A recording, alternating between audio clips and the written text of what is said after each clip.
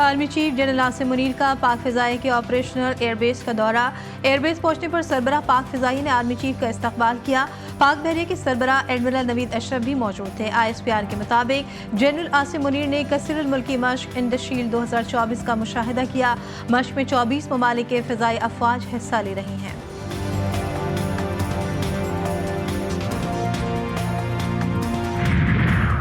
Chief justice काजी फाइज ईसा आज मुकदमात की समाअत करेंगे। वो कमरा अदालत नंबर 1 में मुकदमा सुनेंगे। ज़राए का कहना है कि जस्टिस मंसूर अली शाह आज फैमिली समेत उम्रे की अदायगी के लिए मक्का रवाना होंगे। जस्टिस मंसूर चीफ जस्टिस काजी फाइज ईसा के फुल कोर्ट रेफरेंस में शरीक नहीं होंगे।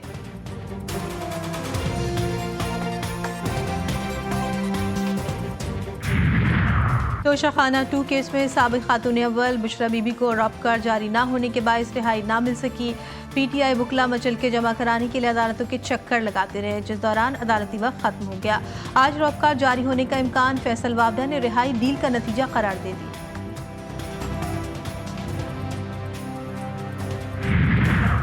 कोयटा से बच्चों को अगवा करने वाले गिरोह का कारिंदा गिरफ्तार। अगवाकार गौसाबाद में मदरसे के करीब बच्चे को अगवा करने की कोशिश कर रहा था। अहले इलाका ने मुल्ज़िम यासिर को पकड़कर जुदकोब करने के बाद पुलिस के हवाले कर दिया।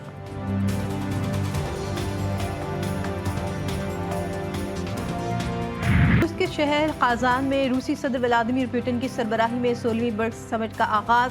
ब्रिक्स समिट की शिरकत के लिए 20 से ज़ायद ममालिक के सरबराहान काजान पहुंच गए।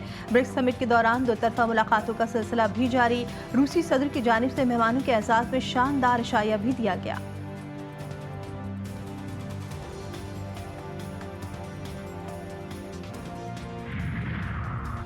अमेरिकन सदारती इंतखाबात में लफ्जों की जंग। डेमोक्रेटिक उम्मीदवार कमला हैरिस ने ट्रंप को निशाने पर ले लिया। साबिक चीफ ऑफ स्टाफ का बयान ट्रंप की फौज पर मनमानी का सबूत करार। कहा, डोनाल्ड ट्रंप का हिटलर को पुकारना खतरनाक भी और खौफनाक भी।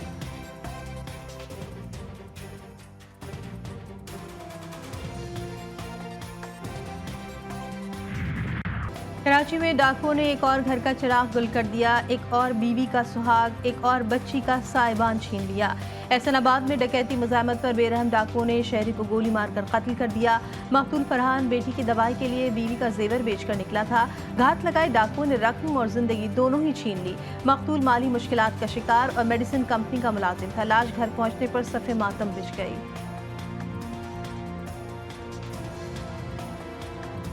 सिलसिले से गया, एक गोल्ड था वो बेचने के लिए गया, बेच के वापस आ रहा था।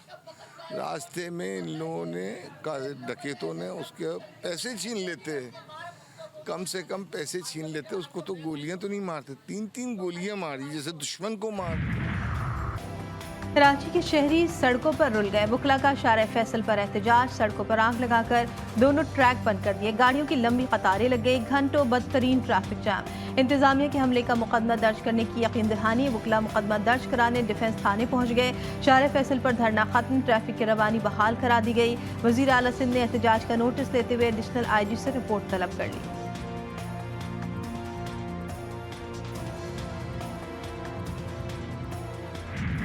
जस्टिस याया आफरीदी 3 साल के लिए चीफ जस्टिस ऑफ पाकिस्तान बन गए। सदर आसिफ जरदारी ने तैनाती की मंजूरी दे दी। वजारत कानून से नोटिफिकेशन जारी।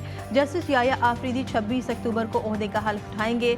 जस्टिस काजी फाइज ईसा और नामजद चीफ जस्टिस याया आफरीदी की चेंबर में मुलाकात। ज़राए के मुताबिक चीफ जस्टिस काजी फाइज ईसा ने जस्टिस याया आफरीदी को मुबारकबाद दी।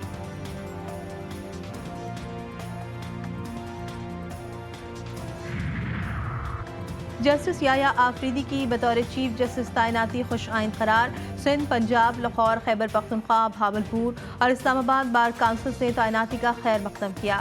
खैबर पख्तूनख्वा और कबाइल के अवाम भी खुश। जस्टिस याया आफरीदी की तैनाती को पख्तूनों के लिए काबिल फ़ख्र करार दिया। कहते हैं, खैबर पख्तूनख्वा के अवाम, बिलखुसूस कबाइली और जनूबी अजला से अवाम को जस्टिस याया आफरीदी के चीफ जस्टिस बनने पर फ़ख्र है। याया आफरीदी साहब, हामिद खान साहब कहते हैं वो इस ओहदे से इनकार करेंगे। वो मैं आपको बता दूं, और सियासी कोर कमेटी ने फैसला किया कि मैं जो भी चीफ जस्टिस होगा मंजूर होगा। का है, मैं समझता हूँ ये उसकी सवाबदीद है। वो इनकार करे, इनकार नहीं करते। हम तो 26 अमेंडमेंट जो हुई है उनको गैर आईनी समझते हैं। अलबत्ता ये जरूर होना चाहिए था, अगर किसी ने कमेटी ने भी करने थे, तो कोई अगर तरमीम ना भी होती तो सीनियर मोस्ट जज को ही चीफ जस्टिस हमारा मुतालबा था कि सीनियर मोस्ट को चीफ जस्टिस तैनात किया जाए, लेकिन अब चीफ जस्टिस बनने की ऑफर कबूल करना या ना करना जस्टिस याया आफरीदी की सवाबदीद है। पीटीआई के चेयरमैन बैरिस्टर गौहर कहते हैं, मुनहरिफ अरकान ने शो कॉज नोटिस का तसल्ली बख्श जवाब ना दिया तो पार्टी आइन के मुताबिक कार्रवाई करेंगे। अपोजिशन लीडर उमर अयूब का कहना है कि पाकिस्तान में बर्मा जैसा माहौल बनाया जा रहा है। पीटीआई के 5 अरकान को अगवा किया गया। जिस तरह आइन साजी हुई उसकी मजम्मत करते हैं।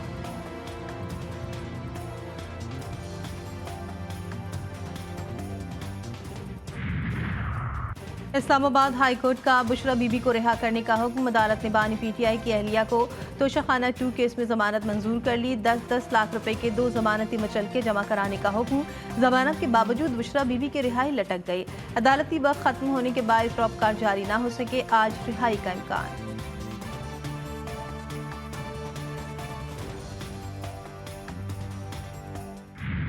इंग्लिश टीम पर स्पिन जादू चलाने का प्लान। कौमी टीम का प्लेइंग 11 का ऐलान।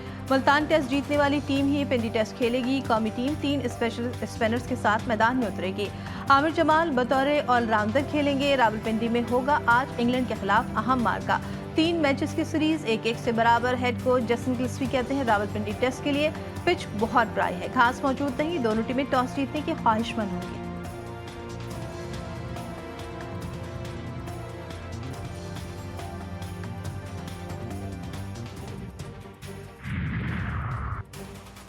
और इमर्जिंग T20 एशिया कप से पाकिस्तान के लिए अच्छी खबर। कौमी टीम सेमीफाइनल में पहुंच गई। शाहीन ने मुत्तहदा अरब अमारात को 114 रन से शिकस्त दे दी। यूएई की टीम पाकिस्तान की जानिब से दिए गए 180 रन के ताक़्क़ुब पर 65 पर ढेर हो गई।